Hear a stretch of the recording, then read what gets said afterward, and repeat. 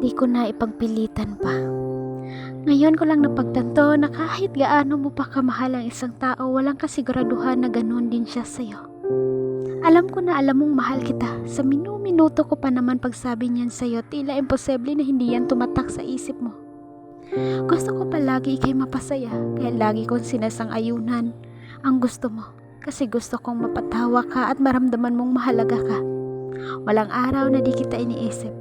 Walang araw na di kita inintindi kahit ako'y mapagod na ng konti. Ginagawa ko to dahil mahal kita. Hinihintay pa rin kita kahit mapuyat man ako, baka sakaling tumawag ka man lang at ipaalam kung okay ka lang at kung saan ka.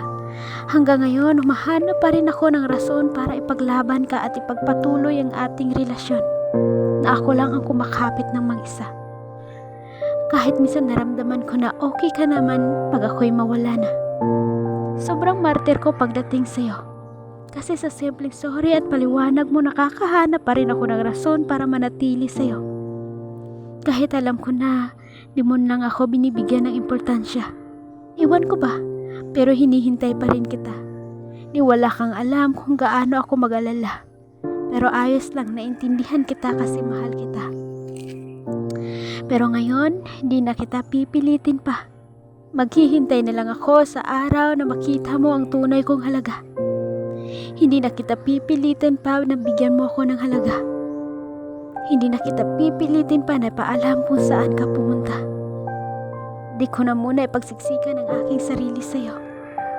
At huwag kang mag-alala kasi mula ngayon, di na kita pipilitin pa. Kasi hihintayin na lang kita, pero pakiusap. Huwag mo kong sanayin ng ganito, ha? Pakiusap, huwag mo kong sanayin, baka umabot sa puntong mapagod na ako. Sana kung dumating yung araw na makita mo ang halaga ko sa buhay mo, sana nandito pa ako. Sana di pa ako napagod sa kakahintay sa'yo.